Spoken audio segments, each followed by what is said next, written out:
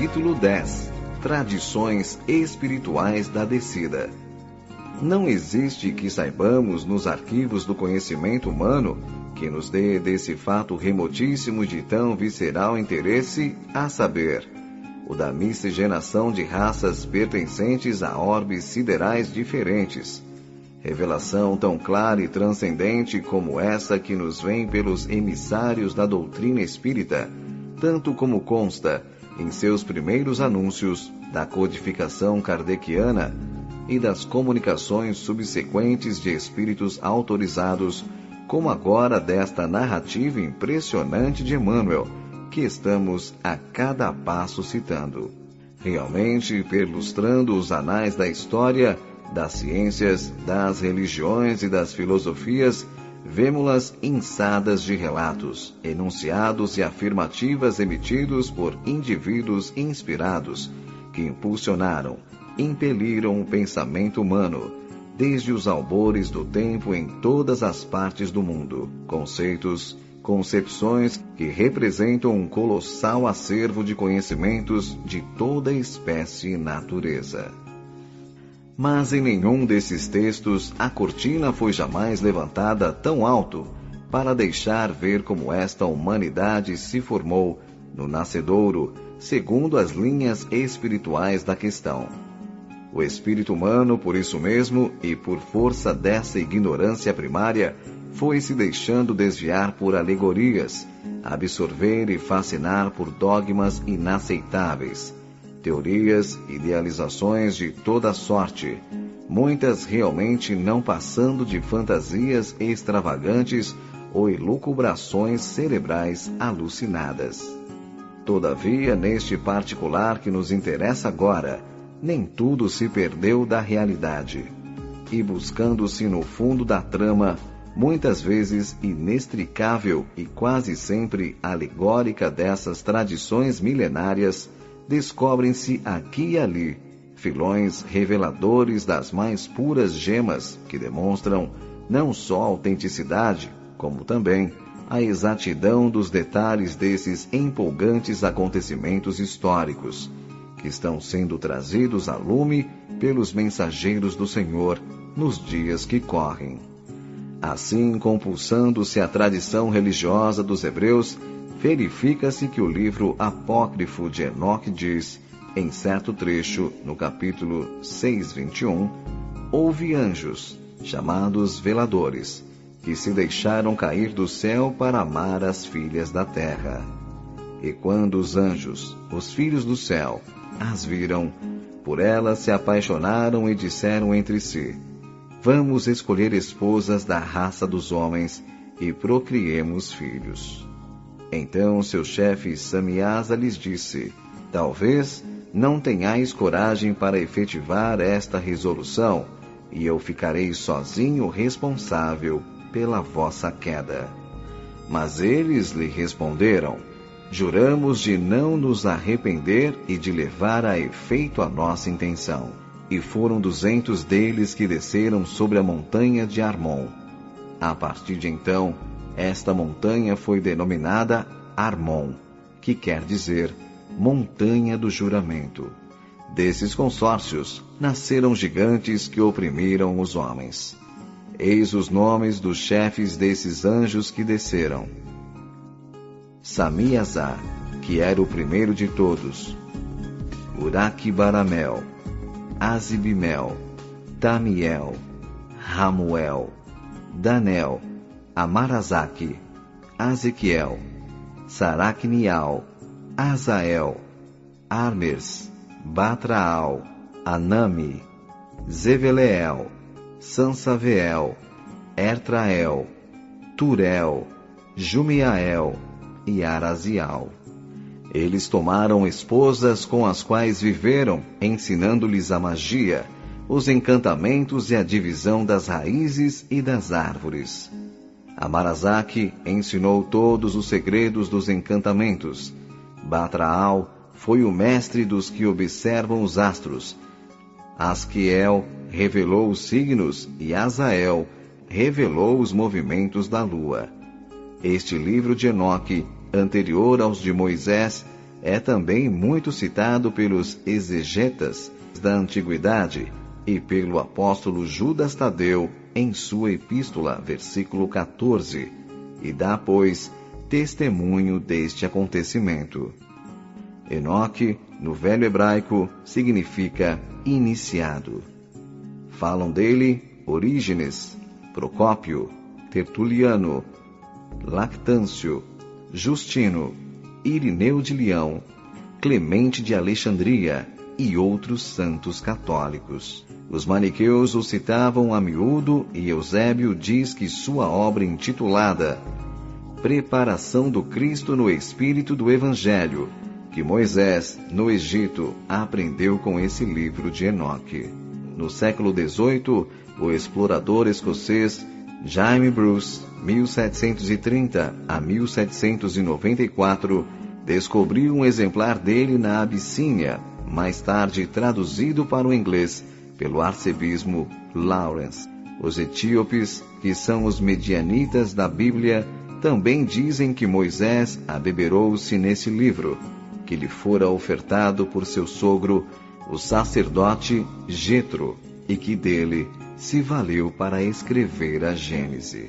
Os Jubileus, outro livro muito antigo dos hebreus, acrescenta que os veladores vieram à terra para ensinar aos homens a vida perfeita, mas acabaram seduzidos pelas mulheres encarnadas.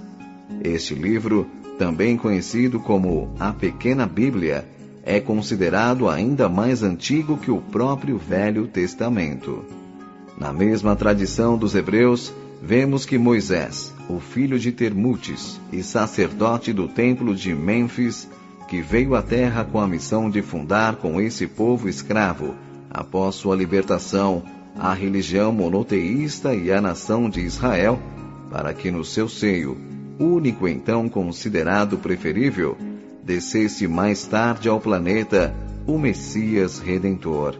Também se referiu ao transcendente fato e consignou na sua Gênese para que a posteridade fosse assegurado mais este testemunho de sua autenticidade. Realmente velado embora pela cortina da alegoria, lá está o acontecimento descrito, na primeira parte da narrativa, quando o profeta conta a criação do primeiro homem, sua queda e ulterior expulsão do paraíso do Éden. Esse mesmo empolgante sucesso histórico, Emmanuel agora nos relata, 4 milênios após, de forma objetiva e quase minudente, conquanto cingindo-se unicamente ao aspecto espiritual do problema. Pois ele mesmo adverte, referindo-se às finalidades de sua já citada obra: não deverá ser este um trabalho histórico. A história do mundo está compilada e feita. Nossa contribuição será a tese religiosa, elucidando a influência sagrada da fé e o ascendente espiritual no curso de todas as civilizações terrestres. No capítulo em que descreve os antepassados do homem e pondo em evidência a significação simplesmente simbólica, mas autêntica, dos textos bíblicos, ele pergunta: onde está Adão? Com a sua queda do paraíso. Debalde nossos olhos procuram aflitos essas figuras legendárias com o propósito de localizá-las no espaço e no tempo. Compreendemos afinal que Adão e Eva constituem uma lembrança dos espíritos degradados na paisagem obscura da terra, como Caim e Abel são 2 símbolos para a personalidade das criaturas.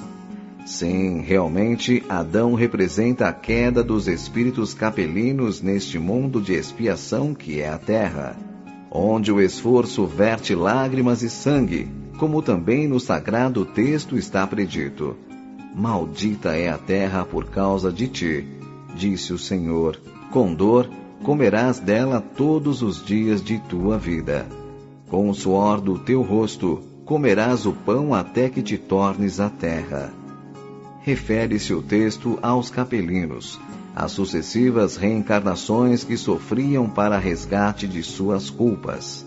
Se é verdade que os filhos da Terra, no esforço de sua própria evolução, teriam de passar dificuldades e padecimentos próprios dos passos iniciais do aprendizado moral, dúvidas também não restam de que a Terra, de alguma forma, foi maleficiada com a descida dos degredados que para aqui trouxeram novos e mais pesados compromissos a resgatar e nos quais seriam envolvidos também os habitantes primitivos.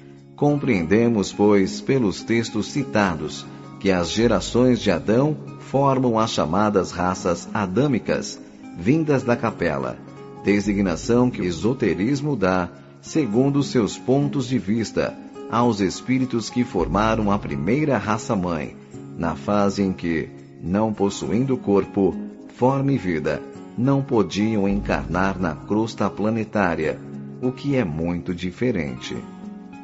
O esoterismo adota esta suposição para poder explicar a vida da mônada espiritual da sua fase evolutiva. Mas como temos explicado, para nós essa fase cessa no reino mineral, e a partir daí a mônada começa sua evolução, não no astral terreno, mas adstrita ou integrada, mais ou menos nos reinos inferiores, mineral, vegetal e animal. Somente após terminar suas experiências neste último reino, animal, penetra a mônada no estágio preparatório do astral terreno, em trânsito para suas primeiras etapas no reino humanal. Qualquer dessas fases dura milênios. Mas retomando a narrativa e no entendimento iniciático, diremos que Caim e Abel, os dois primeiros filhos, são unicamente símbolos das tendências do caráter dessas legiões de emigrados, formadas em parte por espíritos rebeldes, violentos e orgulhosos, e em parte por outros, ainda que criminosos, porém jamais pacificados, conformados e submissos à vontade do Senhor. A corrente de Caim, mais numerosa, foi a que primeiro se encarnou, como já vimos, entre os povos da terceira raça, que mais depressa e mais facilmente vinculou-se com os filhos da terra, os habitantes primitivos, vindo a formar sem contestação a massa predominante dos habitantes do planeta naquela época, e cujo caráter, dominador e violento, predomina até nossos dias em muitos povos. Como conta Moisés, e saiu Caim da face do Senhor e habitou na terra de Nod, da banda do oriente do Éden. E conheceu Caim, a sua mulher, e ela concebeu e gerou Enoque, e ele edificou uma cidade. É fácil de ver que se Caim e Abel realmente tivessem existido como filhos primeiros do primeiro casal humano, não teria Caim encontrado mulher para com ela se casar, porque a terra seria então desabitada. É, pois, evidente que os capelinos, ao chegar, já encontraram o mundo habitado por outros homens. O texto significa que as primeiras legiões de exilados, saindo da presença do Senhor em capela, vieram à terra encarnando-se primeiramente no Oriente, mesclando-se com as mulheres dos povos aí existentes, gerando descendentes e edificando cidades. E dizendo, da banda do Oriente do Éden, confirma o conceito, porque é suposição corrente que o Éden da Bíblia, se bem que alegórico, referia-se a uma região situada na Ásia Menor, e o oriente dessa região justamente fica para os lados da Lemúria e Ásia, onde habitavam os Rutas da terceira raça.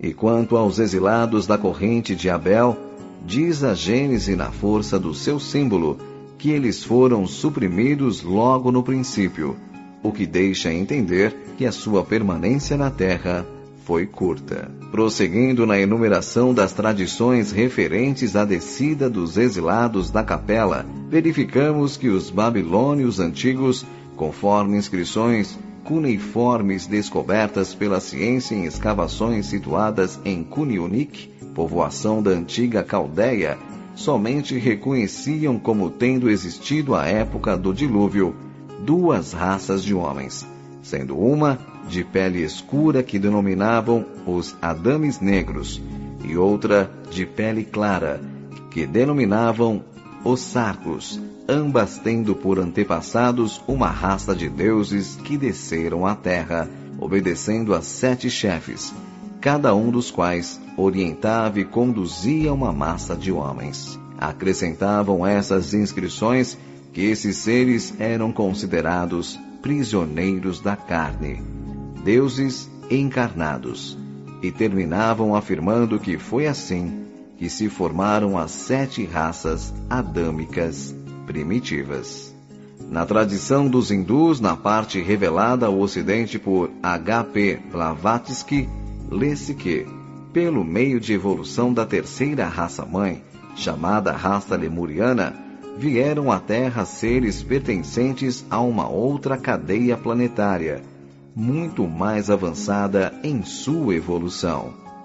Esses membros de uma comunidade altamente evoluída, seres gloriosos aos quais seu aspecto brilhante valeu o título de Filhos do Fogo, constituem uma ordem sublime entre os filhos de Manas. Eles tomaram sua habitação sobre a terra como instrutores divinos da jovem humanidade. E as mitologias? E as lendas da pré-história? Não se referem elas a uma idade de ouro que a humanidade viveu nos seus primeiros tempos em plena felicidade? E a deuses, semideuses e heróis dessa época que realizaram grandes feitos e em seguida desapareceram?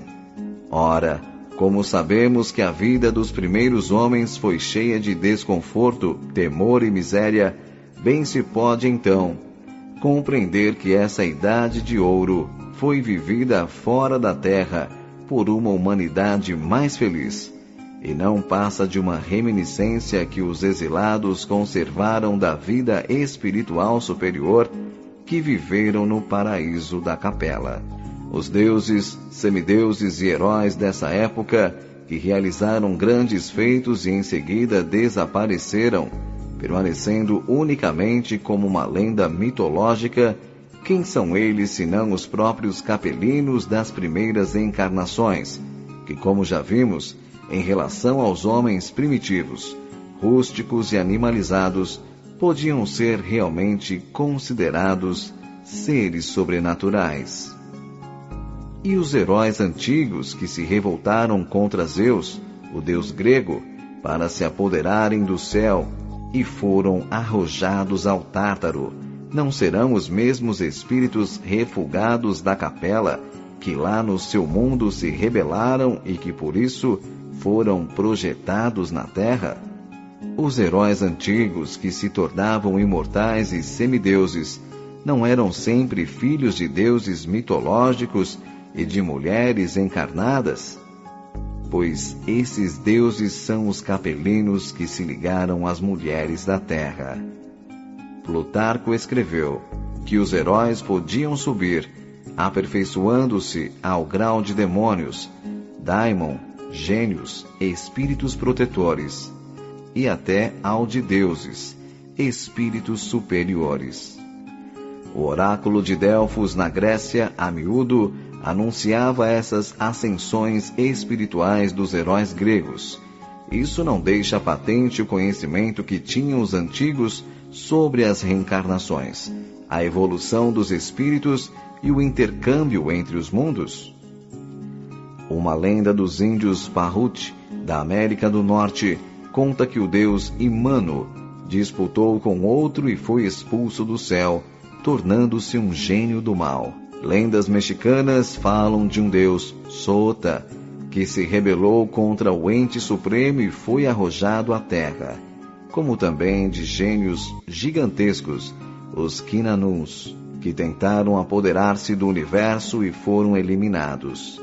Finalmente, uma lenda asteca conta que houve um tempo em que os deuses andavam pela terra, que esta era, nessa época, um magnífico horto, pleno de flores e frutos. Tudo isso, porventura, não são alusões evidentes e claras à descida dos capelinos e suas encarnações na terra?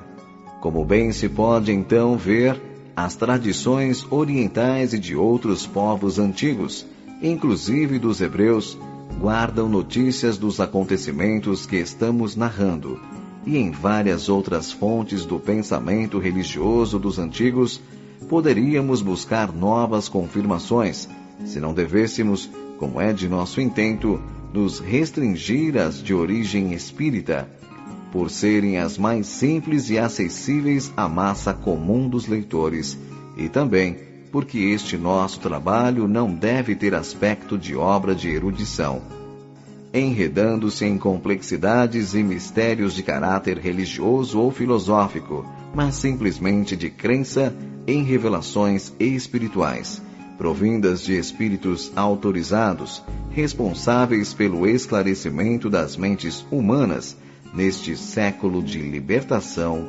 espiritual.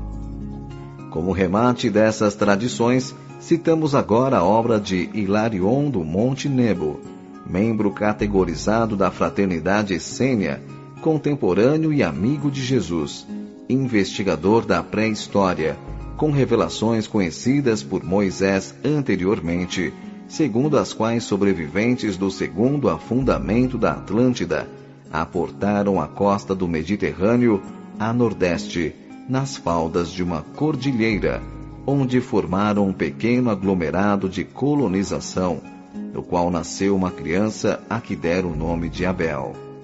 Aquela região pertencia ao reino de Etea, futura Fenícia, governada pela Confederação Cóbeda, fraternidade de orientação sócio-espiritualista, que exercia incontestada hegemonia sobre grande parte do mundo então conhecido, e cuja sede fora transferida de Nengadá, no delta do Nilo, para um ponto entre os rios Eufrates e Tigre, na Mesopotâmia, e cujo nome era La Paz.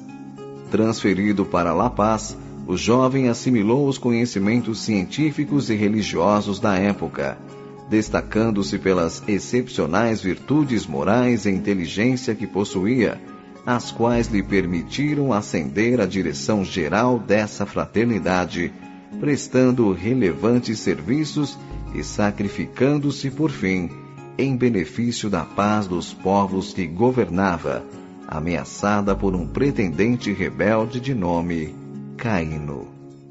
Abel, pelas suas virtudes e sacrifício, foi considerado um verdadeiro missionário divino, o sexto da série, entre Krishna, o quinto, e Moisés, o sétimo, antecessores de Buda e de Jesus. Seja como for, qualquer das tradições aqui citadas indica o encadeamento natural e lógico dos fatos e das civilizações sequentes, e desfaz o mito de Adão, primeiro homem, do qual Deus retirou uma costela para lhe dar uma companheira, quando a própria Bíblia relata que nesse tempo havia outras mulheres no mundo, como uma das quais, aliás, o próprio Caim fugiu para se casar. Moisés, que conhecia a verdade, estabeleceu esse mito devido à ignorância e imaturidade espiritual do povo que salvara da escravidão no Egito, com o qual deveria formar uma nação monoteísta. São também absurdas e inaceitáveis as referências bíblicas sobre o Moisés sanguinário e contraditório. Versão esta que, como se pode facilmente perceber, convinha a dominação religiosa do povo hebreu pelo clero do seu tempo. Essa fraternidade Cóbeda formou uma civilização avançada do ponto de vista espiritual, mas com a morte de Abel, degenerou na instituição dos faraós arquipoderosos do Egito, dominadores e déspotas, que a seu tempo também degeneraram. O mesmo ocorreu com os Flâmines, na Índia, sacerdotes do Krishna, com a morte deste missionário, continuaram a influir no meio ambiente, mas, degenerando no sentido religioso, concorreram a formar o regime de castas e poderes fracionados que até hoje existem. É regra já firmada pela experiência que, após realizar a finalidade espiritual a que se propuseram, as organizações iniciáticas redentoras deveriam encerrar suas atividades, como fizeram os essênios na Palestina. Após a morte de Jesus, não deveriam fundir-se com a sociedade que decorresse de suas atividades missionárias, porque não poderiam conservar sua pureza e elevada condição. Para se perpetuarem, teriam de aliar-se à nova ordem de coisas, quase sempre com base na força, passando por cima das leis espirituais do amor universal que vieram estabelecer na Terra.